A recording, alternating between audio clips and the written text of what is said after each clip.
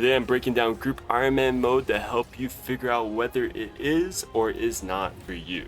My name's Darkhood and I've been playing group Ironman for the past couple of years now, and as you can see on the group high scores for a 5-man team, my team is ranked 1297 and we're on page 65 of the high scores with 550 million contributed XP and 9,500 total level.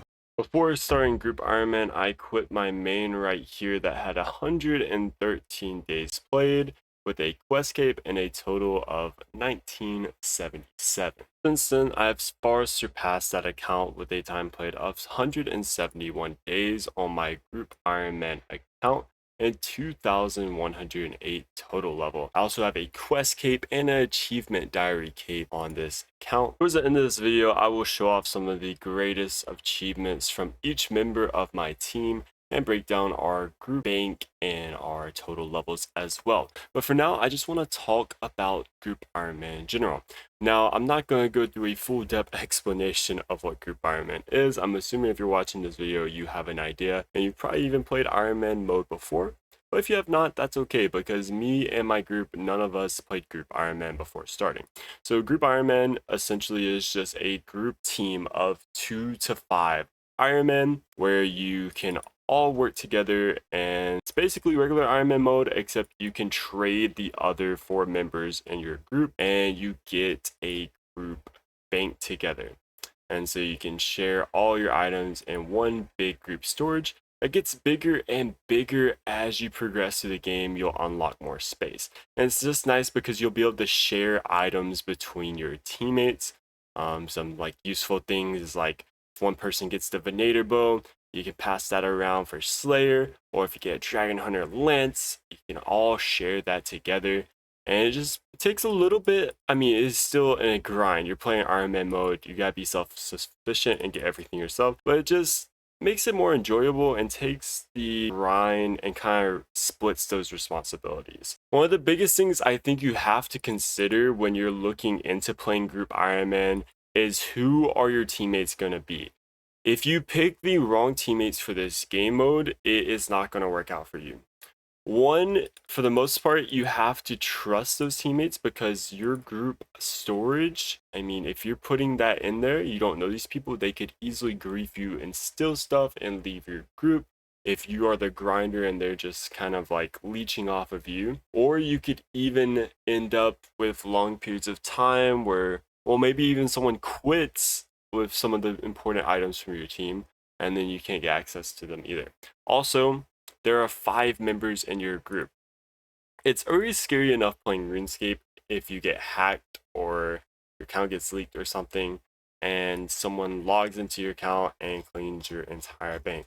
Well, with the group Ironman storage where a lot of valuable items are going to be, if any one of your 5 members of your team gets their account hacked or something like that, then your entire group storage has the potential of getting clean. So you need to trust that the people you're playing with have good account security. So when it comes to the likelihood of your group lasting, if you're not like a content creator group, you have to be careful of playing it with randoms, because you just don't know if they're going to really keep playing or if they're even going to put that much effort into it, as people have other accounts already. Now, if you have IRL friends that you've known for a very long time and you're all already playing RuneScape, I think that is the best case scenario for a long-lasting group Ironman. Otherwise, unless you're a streamer group. It could, however, be a really fun temporary opportunity to play a 5-man hardcore group Ironman that you don't have long-term plans for. That could be a lot of fun and a nice little challenge. Or if you do decide to make a group Ironman team or join one and all 4 of your teammates quit, then you can always end up going and turning into a unranked group Ironman, and you can always join another team, or you can always de-iron your account and just turn it into an alt. Alright, now I want to talk about one of the best parts of group Ironman mode. So if you see right here on the right, we got the boyos, that's my group, and it's just a ranking list of all of my teammates. As you can see, everyone plays a little bit differently. Some of us are more janitor than others, Like me, I have the highest total level, almost max combat, 2,108 total level. And then we got one at almost 1900, 1950, 1850, and then 1690. So there's a nice balance of just different play styles and different commitments, and that's okay. And one of the best things about group Ironman mode is sharing different grinds or splitting those responsibilities. So like as you can see right here, Iron Kurt, he was our crafter of the group, by far has the highest crafting at 93, which with a boost allows him to make us all of us Zenite jewelry, every single piece from the Ring of Suffering to the Torture. As you can see, none of us have the level for that. So we let him do all of the sand. We gave him all of our sand and our giant seaweed, and let him blow tons of glass so he could be the crafter of the group. That is a really important role. Some other things to consider is like the Dragon Warhammer grind. That's a really big item, and now it's only 1 in 3,000, so it's an easier grind. But our teammate right here, Lemon Bagels, he was the one that soloed the Dragon Warhammer grind and got us our first Dragon Warhammer. So it's nice to not have to do that all by yourself. And for example, all of my teammates did barrows, except for me pretty much. As you can see right here, barrows chest, they all have hundreds of KC and I only have 50. I just straight up skipped it because everyone else was getting barrows pieces.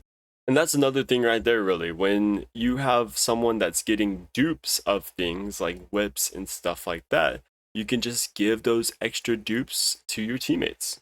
Also, if you have a group, you're going to want a Discord, and it is kind of cool because you can put it where your drops get put into the Discord when you get them, and all your teammates can see it, and there can be a lot of hype when they're offline and stuff. But also so people can be like, hey, where's the item in the group? Please put the item in the group. That happens all the freaking time. So yeah, almost all group Ironman teams that are ever created are pretty much doomed to fail for a couple of these reasons. And this is all due to the fact that when you're creating a team, you're banking on all 5 players not quitting after the first couple weeks, and that's what usually happens. Ironman mode is also insanely addicting, especially early on, where there is always that constant drip of dopamine every single level you get, every single drops you get. But then you get to those really serious, tedious grinds later on, and you're not constantly getting those levels. Some of those insane grinds would be like the Warhammer, getting sand for crafting, Gauntlet, Hydra, and just some people will simply stop playing. Not everyone is here for that grind in RuneScape. It's really important that you're picking the right teammates if you start off group Ironman mode, and most likely not just some random mates you met in game. So yeah, I want to show you my team, the Boyos. I already showed you our high scores. We were pretty much in the top 1,000 high scores, and we have all known each other in real life for many, many years. And we all played on well-established main accounts before starting the group Ironman game mode, and none of us really played Ironman beforehand. And so here is our stats once again. I'm going to go over the notable achievements for every single player. So right here, meet Runos. He has 1889 total level and has grinded out an entire Soul Reaper axe for the group, getting spooned well into drop rate, and a Bofa. And here is Lemon. He is around that 1994 total level, and he has gotten us our initial glories from Hunter, grinding out that Hunter very early on, 85. And he got us our first Dragon Warhammer. He has also gotten multiple Zenites and just given them away to other teammates. And you meet Kurt right here. We just talked about him. He did our crafting grind and got us access to all those Zenite pieces. Undead right here. His stats are the lowest of the group, but he is a reliable raider, and he has rolled like freaking 5 more purples than me in half the KC and got us 2 Elder Mauls before the Elder Maul buff. So it kind of sucked at first, but now it's absolutely insane since the Elder Maul is just a stronger Dragon Warhammer now. And then you got me up here at the top. I probably grind the most for sure, have the highest stats and total level. And I pulled a Tumican Shadow at around like, I don't know, 10 KC at Tombs of Amascus. So that has been insanely game changing for us. I also got the Dragon Hunter Lance and a bunch more items like the Vinny Bow, and just a bunch of stuff for their group. Yeah, that is our team, and we're one of the few teams that have made it to the end game. Make sure to like and subscribe if you want to see more of our progression. We are now currently working on finishing Chambers of Xeric and getting everyone Rigor and Augury. We're currently 3 out of 5 for both of those spells, and I really want it. I've actually been spooned almost everywhere in the game on my account except for Chambers of Xeric. As you can see right here, I have 1 Ancestral Hat, and that's my only purple and 160 raids. However, I could really go down this list and just show you how insanely spooned I am. Yeah, Greenlog, Bryophyta in 22 kills, Hydrolog 500 kills, I got the Claw, the Pet, the Leather, you know, Cerberus 600 kills. I have every single crystal and 4 Smoldering Stones. Let's see what else I can find. I had like a 20 KC Armadillo crossbow. Duke, I have the Magish Ring. I got the Vestige in 80 kills before I even got the Ice Quartz.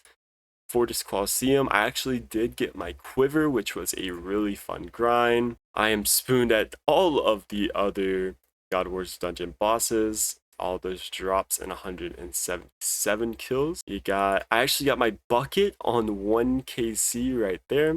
I got the Cowfight Queen head. Kriar, I got a full Armadillo set in just like one freaking trip. So I really need to start making that Missouri. Got 3 drops and 30 krill kills. Let's see what else I got right here. Phantom Musfa, 420 kills. Got the Benny Bow. And Temperos, I almost have a freaking green log. Bardorvis, I got an 80 KC Virtus Robe Top as well. And let's look at Zora lastly. So Zora, I have a mutagen and I have 4, 5, 6, 7, 8, 9 drops plus the mutagen and 600 kills. And the funny thing is, the day I got the magma mutagen, my brother got the Tanzanite mutagen.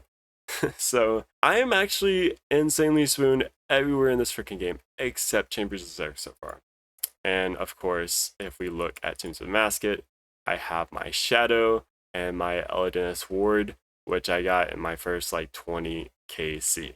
The only raid we haven't really done together, we haven't done a lot of tombs. We've been mainly focused on chambers. We have not done any top yet, so that's the next thing we're really looking to get into.